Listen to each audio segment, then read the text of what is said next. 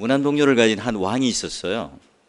그 왕을 이제 딸밖에 없으니까 이 왕위를 물려줄 사람이 없어요.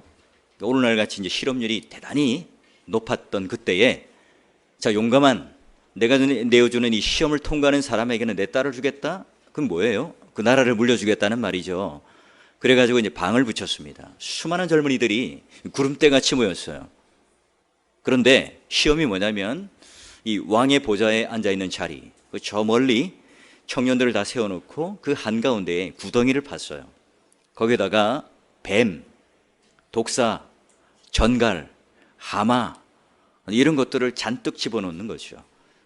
자, 너희들 중에 제일 먼저 이 구덩이를 통과해 오는 사람에게 내 딸을 주겠노라 했습니다. 여러분, 아무리 내가 이 나라를 가질 수 있는 위치에 있지만 그런 무시무시한 상황 가운데 뛰어들 사람이 있겠습니까? 모두가 주저하고 있었어요. 근데 갑자기 어떤 한 청년이 뛰어내리더니 전갈의 머리를 밟고 하마의 등을 타고 독사의 머리를 딱 밟고 막 소림사처럼 촥촥촥 날아가지고 왕 앞에 딱 선 거예요. 감동을 한 거죠. 무릎을 꿇고 이제 그에게 왕위를 물려주겠노라 약속을 합니다. 그런데 그 왕이 뭐라 말하는지 하나도 들리지 않아요. 그 청년이 딱 무릎을 꿇고 뒤를 돌아보면서 하는 말이 뭔지 아세요? 부산 말로 함께 누가 나를 밀었노 하시는 거예요. 이 말은 이제 자기가 원해서 이렇게 뛰어든 게 아니라는 거예요. 얼떨결에 누가 밀었는데요. 여러분, 오늘 우리가 이렇게 건축이라고 하는 큰 일을 하시고 또 오후 예배 이렇게 꽉 들어차도록 예배에 오신 것, 여러분 다 이렇게 누가 밀어서 온 게 아니라 은혜를 갈구하는 마음으로 자원하여 오신 거잖아요. 우리 교회는 사실 잘 아멘을 하지 않습니다. 근데 여기 오니까 얼굴도 너무 밝으시고 또 뭐 주차장 하는 데부터 너무 친절하게 우리 부목사님들도 잘 이렇게 반갑게 맞아주셔서 마치 우리 집에 온 것 같아요. 우리 교회가 낯설 것 같아요, 이제. 자, 여러분, 이제 예전에 우리는 교실에서 이론으로만 배웠습니다. 요즘 유치원이나 초등학교 학생들은요, 현장 학습을 참 많이 합니다. 왜냐하면 그냥 책상 머리에 앉아서 이론을 공부하면 머릿속에 남지 않아요. 이 현장을 가서 체험하고 또 경험하면 그 정보나 지식이 오랫동안 남게 되지요. 예수님께서도 이 제자들을 함께 현장 체험학습하는 곳으로 데려가요. 뿐만 아니라 예수님께서는 현장 속에서 말씀하실 때가 많았죠. 갈릴리 바다 폭풍 한가운데에서, 저 변화산 꼭대기에서 하늘을 나는 새와 들에 핀 꽃을 바라보면서, 게다가 가늠한 여인이 잡혀왔을 때에 그 현장 속에서 예수님께서는 현장 학습을 하시고 말씀을 전합니다. 그런 예수님께서는 그 현장을 옮기실 때마다 새로운 말씀, 새로운 메시지를, 가르침을 주셨어요. 자, 오늘은 특별한 곳에서 현장 학습을 하는데요. 오늘 본문의 배경이 어딜까요? 빌립보 가이사랴 지방이죠. 여기는요, 빌립보와 가이사랴라고 하는 두 이름이 합쳐진 지명입니다. 로마의 어떤 지중해 지역을 정복하고 헤롯은요, 분봉왕을 세우고 통치권을 줘요. 이제 헤롯이 로마 이제 가이사 왕에게 아부를 떨고자 자기 이름 가이사랴라고 하는 이름을 먼저 붙여놓습니다. 근데 이제 헤롯은 건축광이에요. 무려 12년 동안 뭐 원형 경기장, 격투기장 또는 종합운동장, 경마장, 극장 등 여러 문화회관을 지으면서 오늘날로 치면 분당과 같은 신도시를 만들어내요. 이게 이제 헤롯 대왕이 죽고 나서 그 아들 중에 한 사람 헤롯 빌립이 가이사랴 지방을 통치하게 됩니다. 아, 가이사랴, 뭐 그 이름만 붙일 필요가 있나? 자기 이름 빌립을 붙여서 가이사랴 빌립보, 빌립보 가이사랴라고 하는 지방이 생기게 되었어요. 자, 이곳은요, 갈릴리 이 바다에서 북쪽으로 한 40km 떨어져 있고요, 너무나 아름다운 이 만년설이 있는 헬몬산으로부터 흘러오는, 눈이 녹으면서 흘러오는 그런 갈릴리 호수와 요단강이 사이까지 흘러가는 곳이에요. 그뿐만 아니라 이 주위가 이 바위 산들로 아름답게 두르고 있는 곳이었죠. 여러분, 풍수지리상 배산, 임수, 그야말로 명당 자리인 거예요. 여러분, 명당 자리. 이 대전에 가면 계룡산, 이런 곳에 가면 뭐가 많냐면 무당들이 많아요. 마찬가지로 이 배산 임수 지역의 이 명당 자리, 이 돌을 깎아 만드는 돌 공장, 우상 공장이 많았던 곳이에요. 자, 그러니 도시 한가운데 가이사랴 빌립보, 그러면 뭐가 있었겠어요? 황제 동상이었던 가이사랴 동상이 곳곳에 아주 크게 있었던 곳이 가이사랴 빌립보 지방입니다. 그럼 제가 이렇게 왜 장황하게 이렇게 지역을 설명할까요? 지금 우리는 이 본문을 읽으면서 베드로의 어떤 위대한 신앙 고백, 아니면 그 신앙 고백을 했지만 금세 예수님께 야단 맞는 그런 장면만 우리는 기억해요. 하지만 오늘 본문이 어떤 배경 속에서 나온 말씀인가, 어떤 현장 학습을 통해서 예수님께서는 새로운 메시지를 우리에게 주셨는가를 알게 되면 성경을 좀 더 감칠맛 나게, 맛깔나게 읽을 수가 있습니다. 자, 그러면 이제 예수님과 제자들 간의 이 대화 속에서 어떤 나눔이 있었는지를 한번 말씀의 숲 안으로 한번 들어가 보시면요. 자, 예수님은 그 당시 예루살렘 일보의 그 헤드라인에 늘 톱으로 나오는 인기 절정의 슈퍼스타였습니다. 가는 곳마다 수많은 병자들을 고칩니다. 귀신이 떠나갑니다. 길거리에서나 회당에서나 이 유대인들의 코를 납작하게 만드는 서기관, 바리새인, 율법사 할 것 없이 예수님 앞에는 꼼짝 못하죠. 왜냐하면 예수님께서 이 성경의 원저자시잖아요. 자, 그의 가르침은 권위가 있었습니다. 게다가요, 5병2호, 7병2호 등의 놀라운 이 기적을 보여주니까 항상 예수님 주위에는요, 구름대 같은 군중들이 모여들었습니다. 급기야, 야, 예수님을 우리 유대인의 왕으로 세웁시다. 따르는 무리들까지 있었습니다. 제자들 역시 예수님과 지근거리 있었기 때문에 기대감이 있었겠죠. 야, 우리도 뭐 한 자리 할 수 있는 거 아니야? 자, 이때 내가 좌편에 설까? 내가 우편에 설까? 나는 어떤 장관을 할 수 있을까? 속으로 계산을 하고 있을 그때에, 이때 예수님께서는 의도적으로 가이사랴 빌립보 지방을 들러서 예루살렘으로 올라가고 있습니다. 제자들은 누굽니까? 생선 비린내가 가득한 갈릴리 어부들이었죠. 우리나라로 치면 저 해남 땅끝 마을, 거기다 좀 더 들어가면 보길도라고 하는 어촌 마을의 시골 사람들이었어요. 게다가 예수님은 누굽니까? 목수였죠. 자, 그런 목수 선생님, 그리고 시골에 있는 그런 청년들, 그 청년들이 지금 어디예요? 도시 한가운데, 빌립보 가이사랴라고 하는 도시 한가운데 지금 온 겁니다. 마치 여러분 서울에 가면 광화문 광장에 가보셨습니까? 이순신 동상과 세종대왕 동상이 있거든요. 그 광화문 그 빌딩 쫙 이렇게 있습니다. 거기 이제 시골 사람들이 딱 올라가니까 어떻게 해요?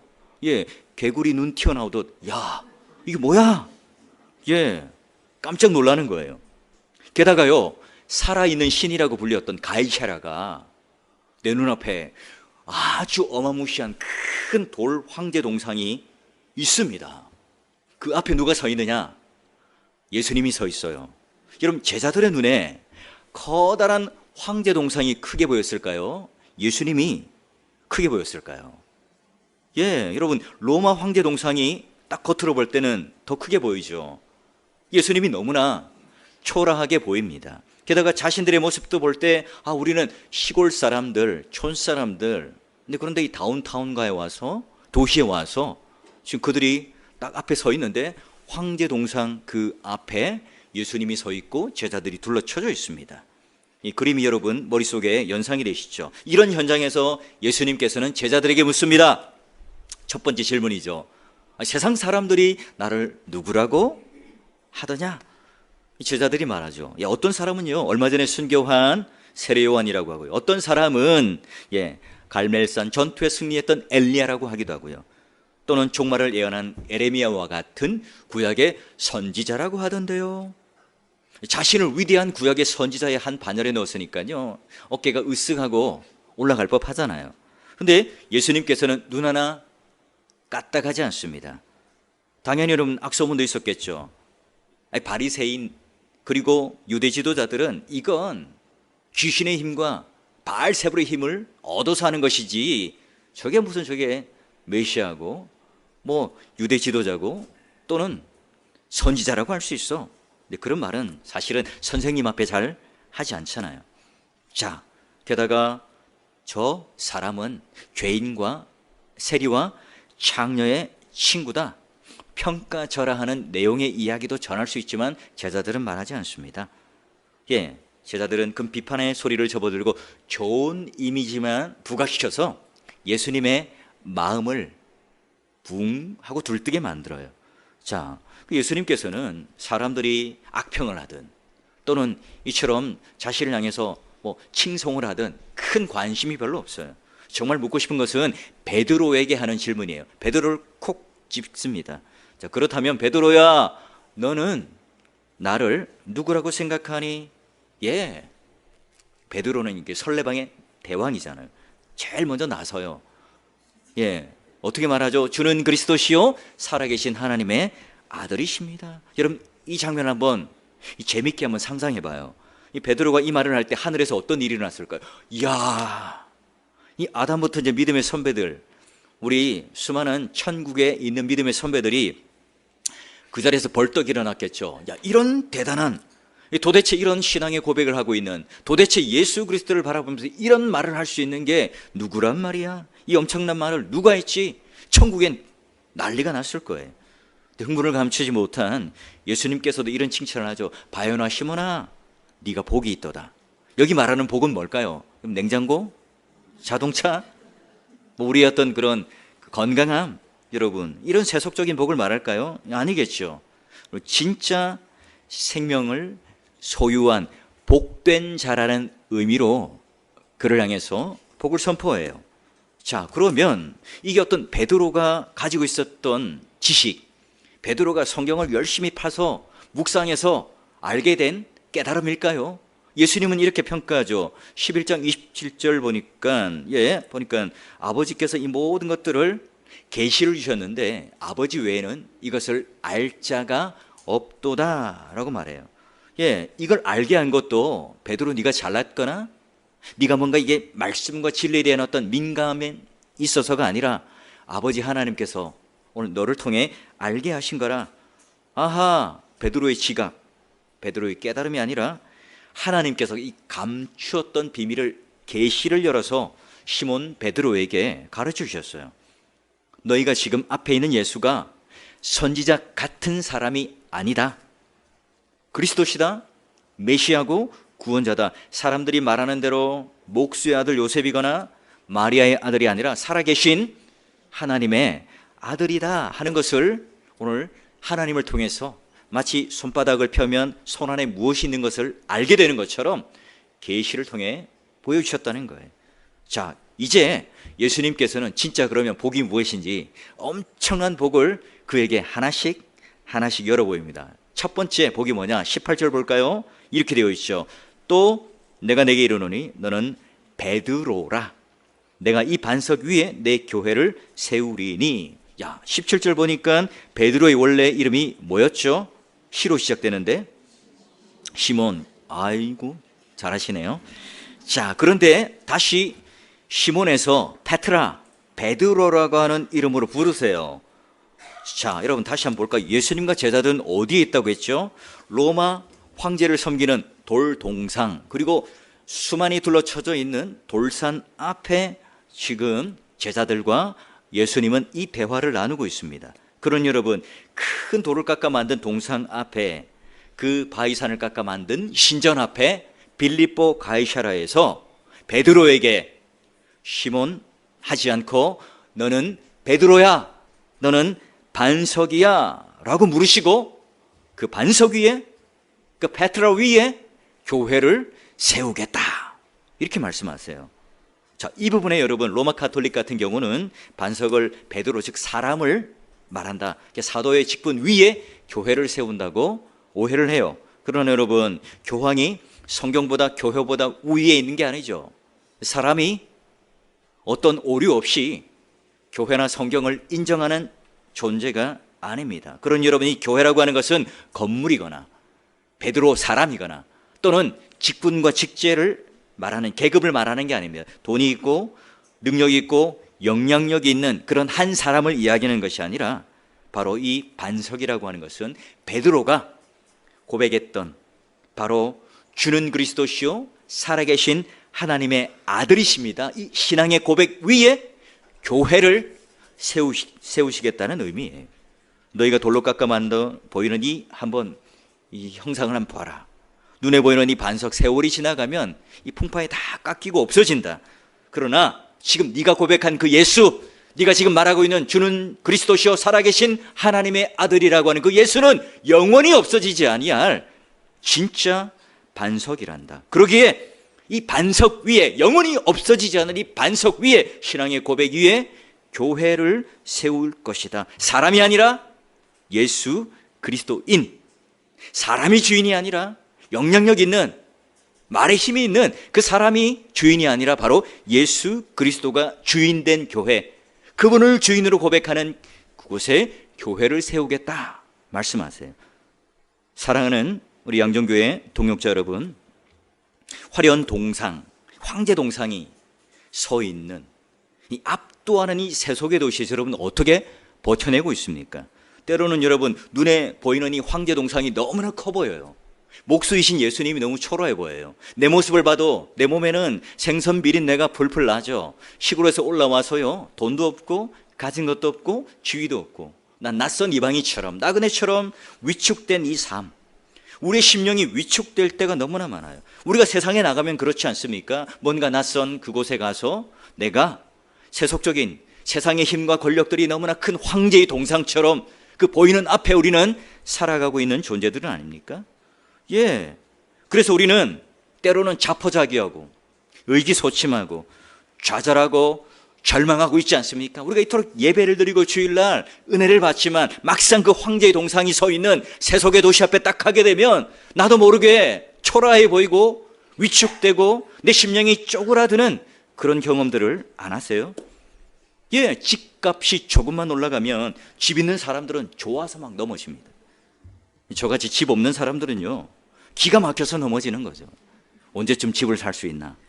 나보다 여러분 좋은 옷을 입고 좋은 자동차를 타고 나보다도 좀 좋은 학벌을 가지고 나보다도 조금 더 잘생기고 이쁘면 어때요? 그런 틈바구니 속에 살아가면서 우리는 까치발을 세우고 교회에 와서 행복한 사람처럼 우리는 지낼 수는 있죠. 예. 그러나 세상에 나가서나 교회 안에서조차 그런 우리가 심령이 위축되어지고 비교되어질 때 우리 그냥 이미 쓰러져 있을 겁니까? 우리 이대로 끝난 걸까요? 우리 그냥 이렇게 교회 오면 잠시 은혜를 받고 세상에 나가면 그 눈에 보이는 황제 동상 앞에 우리가 위축되어서 쪼그라들 겁니까? 아니잖아요. 오늘 주님께서는 말씀하시죠. 너는 반석이라. 이 고백 위에 영인을 세우리니. 여기서 영인은 누구냐? 제가 이름이 최영인입니다. 설교는 제가 최영인 목사인데 이 반석 위에 최영인을 세우리니. 여러분 강렬한 쩌렁쩌렁한 주님의 음성이 들리세요? 여러분 황제 동상 앞에 바로 지금 베드로에게 요구하고 있는 신앙의 고백입니다. 비록 여러분 세상의 홍수 속에 휩쓸려가는 잠시 넘어져 있죠.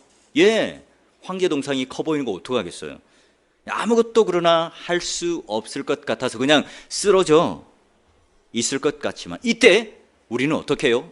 이 베드로가 했던 신앙의 고백을 함께 하는 거죠. 여러분 이때 저와 여러분은 다시 황제의 동상 앞에 위축되지 아니한 일어서서 또한 다시 한번 너의 고백 위에 교회를 세운다는 이 복된 음성이 여러분 심령 가운데 들려지고 여러분 입술 가운데 고백되어질 수 있기를 주의 이름으로 축원합니다. 자, 그러면 이제 두 번째 복을 열어주시는데요. 보니까 반석 위에 내 교회를 세운다, 신앙의 고백 위에 우리의 참된 교회를 세운다 하시고 이어서 18절 보니까 음부의 권세가 어떻게 해요? 이기지 못한다. 예, 음부의 권세, 직역하면 지옥의 문들이에요. 세속의 도시에는요, 지옥의 권세들이 우리를 막 무너뜨리려고 합니다. 우리에게 질병도 오고 고통도 오고 상처를 입히고 또한 우리를 넘어뜨리려고 해요. 여러분 사업의 파트너라고 생각했던 친한 친구가요, 갑자기요 도망을 갑니다. 또 여러분 열심히 내가 믿고 갯돈 부었는데 갯돈 딱 탈 때쯤에 도망을 가버려요. 여러분 그런 우리 가운데 이 음부의 권세들이 얼마나 많은 줄 모릅니다. 여러분 멸망으로 인도하는 이 지옥의 문들이 우리 앞에 있을 때 내가 바로 예수 그리스도가 우리의 반석 되신 그분이 오늘 내가 나의 근거가 된다면 지옥의 문들이 나를 이기지 못하는 거예요. 너희를 압제하는 어떠한 공격도 내 신앙 고백 위에 세워진 이 교회를 무너뜨릴 수 없다. 내 반석 위에 세워진 이 교회를 절대로 침범하고 무너뜨릴 수 없다. 이길 수 없다. 우리는 그 한마디에 다시 일어나죠. 그런데 여러분, 우리가 이 음부의 권세를 이기고 지옥의 문들을 이겨내는데 우리만 슬쩍 일어나는 게 아니에요. 상대적으로 바로 음부의 권세가 벌벌벌 떨죠. 공중 권세 잡은 자들이 거기에 대해서 먼저 여러분 위축되고 나가 떨어지게 되어 있는 거예요. 여러분, 이제 세 번째 복은 아주 특별해요. 세 번째 복을 딱 보니까 19절에 내가 천국 열쇠를 내게 주리니 내가 땅에서 무엇이든지 매면 하늘에서도 매일 것이요 내가 땅에서 무엇이든지 풀면 하늘에서도 풀리리라 하시고, 자, 우리 주님이 우리에게 무엇을 주신다고 말씀하세요? 천국 열쇠. 깜짝 놀라죠. 옛날에 그냥 성경 읽을 때 그냥 뭐 베드로에게 무슨 열쇠 하나 주고 뭐 했겠지. 자, 이렇게 군이 넘어가요. 근데 여러분, 이 신앙 고백 위에 주님의 몸된 교회인 저를 세워주시고 음부의 권세, 지옥의 문들이 우리를 이기지 못할 겁니다. 이걸로 끝나는 게 아니에요. 플러스 옵션. 여기서 끝나는 게 아니라 천국 열쇠를 우리 손에 쥐어 주신다고 말합니다. 어떻게 해요? 이 땅에서도 하늘 문을 열 수 있고 하나님 나라를 경험할 수 있는 그 약속의 열쇠를 우리 손에 쥐어 주신다고 그럽니다. 여러분, 솔직히 얘기하면 여러분 가정이 천국 같으세요? 여러분이 다니고 있는 이 직장이 너무나 평화롭고 내 마음에 평강이 넘치는, 늘 찬송이 넘치는 그런 천국과 같은 곳입니까? 목회자인 저도 얼마나 자주 무너지는지 모릅니다. 저조차도요, 아무리 이렇게 설교도 하고 선한 말을 하고 뭐 괜찮은 것처럼 양복 입고 이렇게 있지만 저도요, 주중에 지내다 보면 커다란 황제 동상처럼 커 보이는 것들이 너무나 많아요. 화려한 이 도시, 세속적인 문화 앞에 여러분, 우리 주님이 말씀을 증거하는 저조차도 너무나 초라하게 보일 때가 많아요. 한두 번이 아닙니다. 하나님 말씀을 전하고 주님이 계시다는 사실 누구보다도 잘 알죠. 그러나 주님이 초라해 보일 때, 황제의 동상이 커 보일 때가 있다는 거예요. 여러분, 이런 낯선 곳에 와서 설교를 한번 해보세요. 여러분들이 저의 황제 동상이에요. 여러분, 말기암 환자, 경제적으로 너무나 빈곤한 사람들, 또 이혼의 위기에 대한 성도들을 만나고 상담할 때면요, 저도 무너질 때가 많습니다. 기도하고 복을 빌어주고 또 기도의 응답이 있을 거라고 믿으며 확신하지만, 그러나 여러분, 제가 한 번만 기도하면 병도 낫고 경제도 풀리고 깨어졌던 가정이 하나로 또한 뭉쳐지고 이런 기적이 일어나면 정말 좋겠는데 아닌 거예요.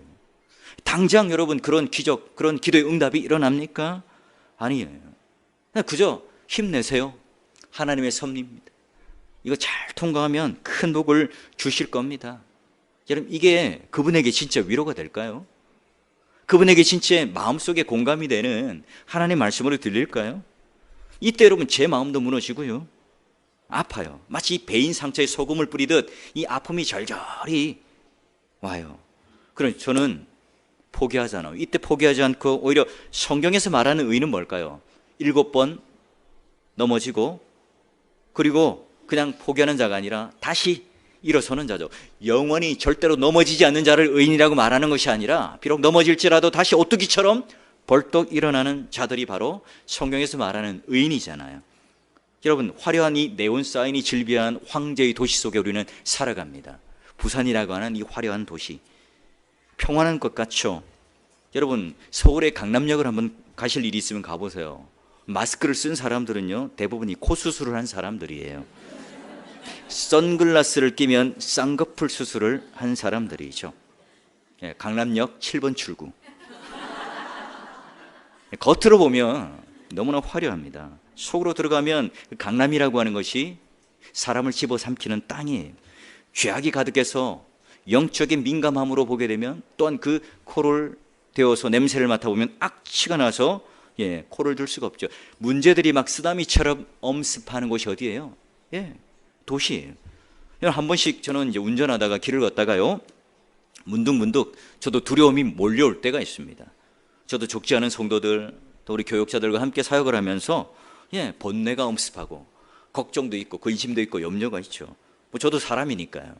뭐 저라고 뭐 별 수 있겠습니까? 그냥 그럴 때마다 저는 어떻게 하느냐? 이렇게 외쳐요. 오늘 베드로가 받았던 이 약속의 열쇠처럼 천국의 열쇠를 오늘 저도 한번 사용하죠. 어떻게 하냐면 주는 그리스도시요 살아계신 하나님의 아들이시다. 주는 그리스도시요 살아계신 하나님의 아들입니다. 목이 터져라고 외쳐요.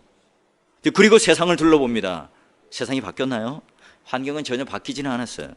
그대로예요. 근데 뭐가 바뀌었을까요? 초라했던 내 심령, 황제 동상을 바라보며 예수님이 초라에게 보였던 이 시선이 바뀌기 시작해요. 그리고 나서 이 천국 열쇠를 사용하면서부터 하나님 나라가 내 심령 가운데 임합니다. 절망의 가시밭길이었던 이 길을 이제는 소망의 꽃향기가 만발하는 곳으로 이 정원이 돼요. 풀렸던 이 근육에 힘이 막 생깁니다. 게다가 오늘 내 안에 하나님께서 이 너무나 이 기도하고 싶은 마음이 생겨서 연약한 이 이쑤시개와 같은 나를 이 강철과 같은 예수님께서 딱 붙여주셔서 아, 나를 지지하고 계시는구나. 그분이 바로 나의 하나님이시고 나는 그 하나님과 동행하는 그 임마누엘 하시는 하나님이 느껴지죠. 그리고 여러분 신방을 가요. 그러면 초라했던 내 마음이 회복되었을 뿐 아니라 그 무너져 있던 성도의 손을 붙잡고 별 얘기를 안 했지만 잠깐 이야기를 나누는 그 순간에 놀라운 일이 벌어집니다. 이미 그분 안에도 나에게 있던 그 하나님 나라가 그 거룩한 전염이 되어서 그분 안에 하나님 나라가 임하죠. 내 안에 있던 게 전달되어요. 물론 여러분 환경 바뀌지 않았죠. 조건들이 바뀌지 않았습니다. 무엇이 바뀌었다고요? 성도의 마음이 바뀌고 우리의 마음이 바뀌고 우리의 시선이 바뀌어서 초라한 모습이 아니라 바로 하나님 거대한 나라가 황제 동상은 으스러지고 사라지고 없어지지만 영원히 없어지지 아니하시는 그 예수 그리스도가 살아계신 진짜 하나님의 아들이라는 게 눈에 탁 들어오면서부터 힘이 생기고 용기가 생기고 은혜가 생기는 거예요. 여러분 성경을 읽다 보면 하나님 너무하시다 하는 때가 많죠. 이스라엘 백성들을 출애굽 딱 시키려고 광야로 데려 나옵니다. 40년 동안 고통당하게 하고 뺑뺑이를 돌게 하잖아요. 가나안 땅에 들어가지 못해요. 야, 우리 이걸 보면서 너무한 신이 아닌가. 좀 지름길로 보내시면 되는데 그 인자하신 하나님 맞습니까? 자비하신 하나님이 맞습니까? 이런 생각이 들 때 없어요? 자, 그러면 우리는 이 천국을 잘못 알고 있어요. 마치 어떤 하나의 장소, 그런 가난한 어떤 그런 곳, 이것만 우리는 생각해요. 환경과 물질이 아니라 무엇인가요? 바로 하나님 나라는 하나님께서 함께 우리와 있는 그곳이 바로 천국이라고 하는 사실이에요. 여러분 광야에 있던 이스라엘 백성들의 마음은 계속해서 어디를 가 있었어요? 가나안 땅에 가 있겠죠. 좀 더 악한 사람들은 애굽 땅으로 가 있을 거고요. 하지만 하나님의 마음은 어디를 향해 있죠? 이스라엘을 향해 있었습니다. 그들이 홍해를 건너기도 전에 불기둥과 이 구름 기둥으로 그들과 함께 하셔서 누가 지금 이 길을 인도하고 계세요? 하나님이 인도하고 계세요. 여러분 그러니 가나안에 있을 때보다 하나님과 함께하는 삶, 하나님께서 인도하는 삶을 누렸다면 이 가나안보다 지금 이 광야의 40년이 오히려 더 하나님 나라를 경험하는 이 천국 열쇠를 누리고 있었던 삶은 아닌가요? 여러분 오늘 우리가 황제 동상이 있고 이 세속적인 어떤 문화가 시류처럼 우리를 자꾸 흘려보내는 이때에 세속적인 도시에 살 때 우리는 어떻게 하면 이 천국 열쇠를 지닐 수 있고 누릴 수 있을까요? 여러분 오늘 우리가 하나님을 어떻게 생각하는가, 예수 그리스도를 향하여 어떤 고백을 하느냐에 따라 천국을 향한 마스터키를 우리가 누리고 사용할 수 있느냐 없느냐예요.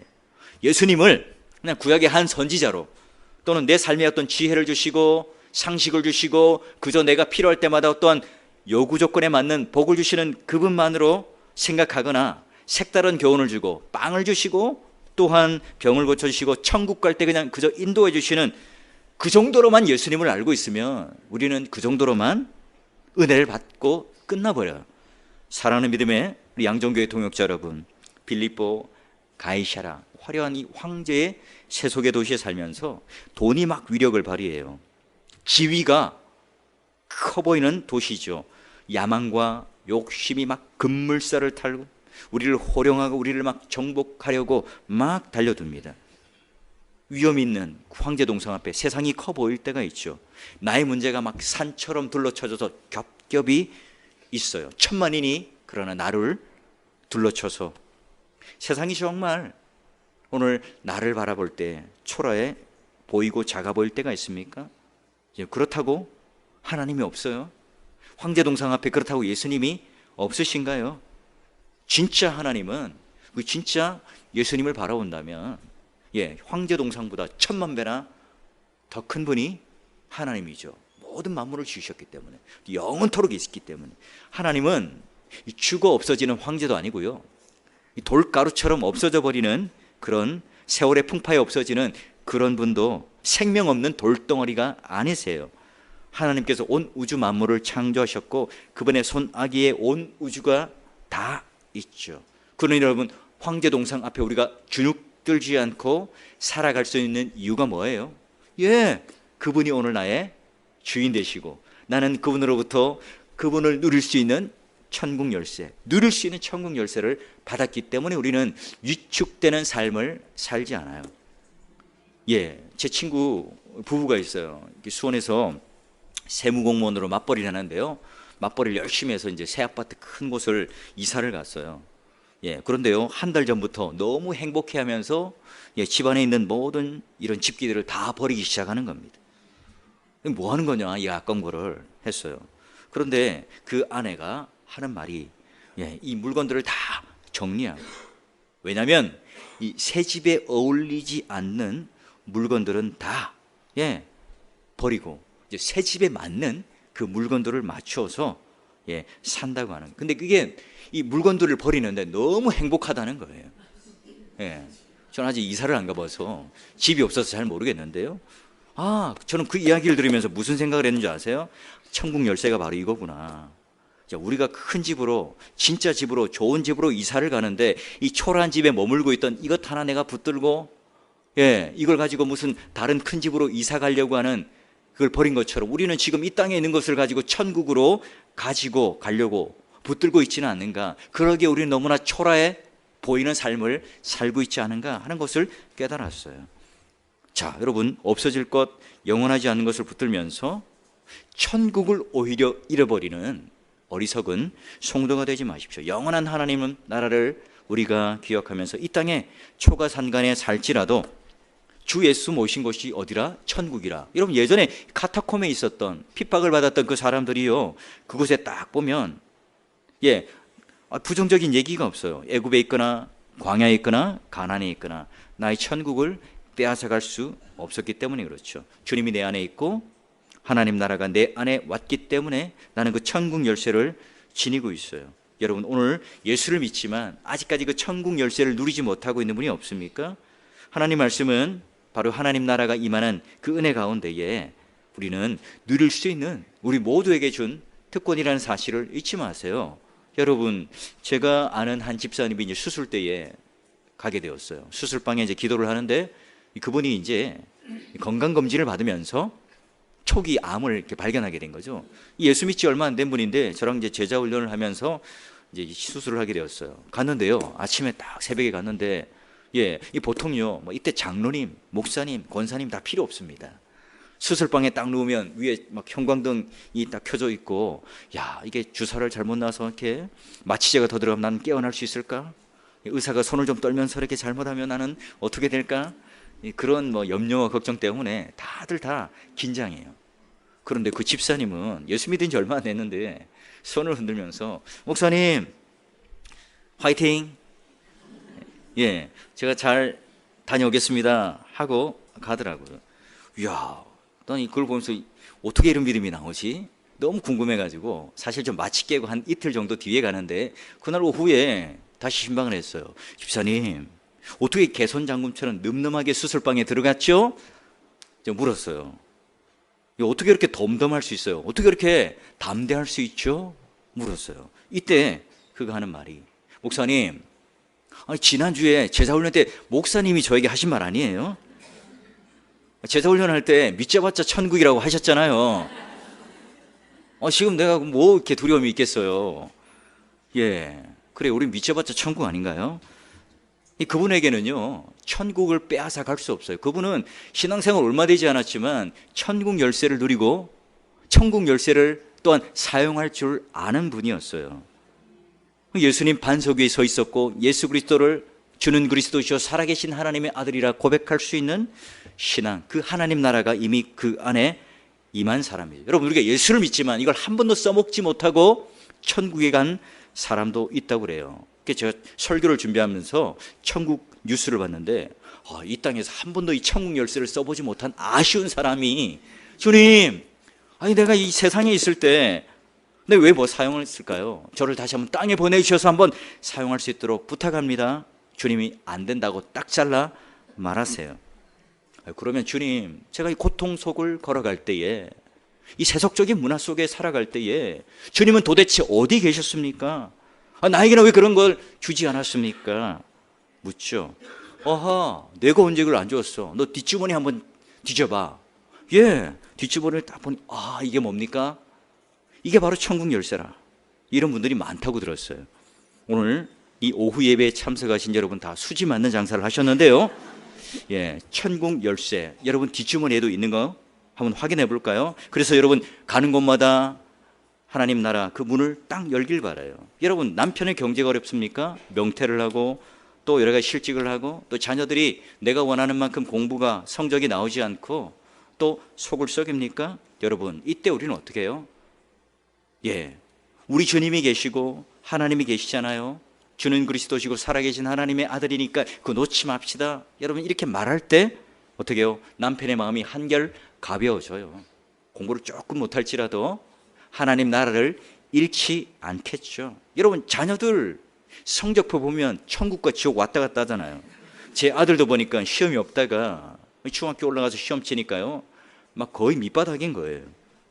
그게 자신만만합니다. 예, 95점 맞아올 때에 야, 너 왜 100점 못 맞았느냐? 자꾸 다그치고요. 이거 100점 맞아와서 막 시험지를 흔들고 왔어요. 엄마가 하는 말이 뭐예요? 야, 너네 반에 몇 명이나 100점 맞았냐? 우리 막 아들 들들 볶습니다. 그래야 이 땅에서도 천국인 줄 알아요. 근데 여러분, 아이가 공부를 조금 못할지언정 천국이 빼앗겨서는 되겠습니까? 여러분, 앞에 있는 이 모든 문제들, 권세들, 질병들, 연약함들이 벌벌벌 떨게 되는 것 뭐죠? 바로 그 천국 열쇠를 가지고 실제로 사용하고 누릴 때 거대한 산 같을지라도 이 절망이라고 하는 이 얼음 빙벽 앞에 우리가 나도 모르게 떨고 있을 때라도, 그러나 오늘 이 천국 열쇠를 누리고 사용함으로 그 믿음을 통하여 바로 예수 그리스도께서 우리를 일으켜내시고 주는 그리스도시요 살아계신 하나님의 아들이시니이다, 이 고백을 통하여 주님을 견고하게 붙들 때에 무너져 있는 내 마음을 예수 그리스도 이름으로 일으켜 세우시고, 또한 여러분이 함께 세우고자 하는 새로운 교회를 건축하는 이 일도 바로 주님께서 우리에게 주신 천국 열쇠를 사용하는 가장 중요한 하나님의 사역지요 사명의 자리가 되기를 주의 이름으로 축원합니다. 믿음의 동역자 여러분, 우리 째째하게 살지 말고요, 초라하게 어리석게 살지 말자고요. 멋있게 담대하게 이 천국 열쇠를 내 뒷주머니에서 딱 빼서 살아보자고요. 여러분, 어떻게 그러면 내 뒷주머니에 있는 천국 열쇠를 사용할 수 있을까요? 여러분, 한번 우리 현장 학습을 통해서 좀 체험 학습을 한다 생각하시고 오른손을 한번 내밀어 보시겠어요? 제가 전해드리겠습니다. 교육적인 문제니까 자, 눈에 보이진 않습니다. 자, 어떻게 우리가 천국 열쇠를 가지고 누릴 수 있는가? 저를 따라하면 됩니다. 주는 그리스도시요 살아계신 하나님의 아들이십니다. 한 번 더 할까요? 주는 그리스도시요 살아계신 하나님의 아들이십니다. 자, 이런 고백이 있는 분들에게는요, 이런 찬양으로 함께 마무리할까요? 우리 함께 아는 분들은 찬양합시다. 높은 산이 거친 들이 초막이나 궁궐이나 내 주 예수 모신 그 어디라고요? 하늘나라. 기도하겠습니다. 하나님 감사합니다. 오늘 여전히 우리는 황제의 도시, 세속의 도시, 물질의 도시의 화려함 속에 초라한 모습이지만 이 예배의 자리에 나왔습니다. 내가 가진 이 신앙보다, 내가 믿는 예수님보다 세상이 더 커 보일 때가 많습니다. 그러나 환난과 염려의 웅덩이 속에서 질척거리지 않고 음부의 권세를 이기는 능력을 주시니 감사합니다. 나의 뒷주머니에 있었지만 잊혀졌던 이 천국 열쇠를 다시 한번 꺼내어 누릴 수 있는 은혜를 주시니 감사합니다. 우리가 짓고 있는 이 교회 건축이 바로 이런 천국 열쇠를 누릴 수 있는 귀한 사명임을 믿고 열심으로 하나님 앞에 충성을 다할 수 있는 기회를 주시고 그런 복을 허락하여 주시옵소서. 소인배처럼 편협한 귀의자처럼 재치하고 초라한 영적 불황자가 되지 않고 천국 열쇠의 권위를 이 세상에서도 온전히 누리며 참된 교회가 되게 하여 주시옵소서. 한 주간의 삶도 이 말씀으로 누리며 승리할 수 있도록 하나님께서 우리를 인도하여 주실 줄 믿사오며 예수 그리스도 이름으로 간절히 기도드리옵나이다. 아멘.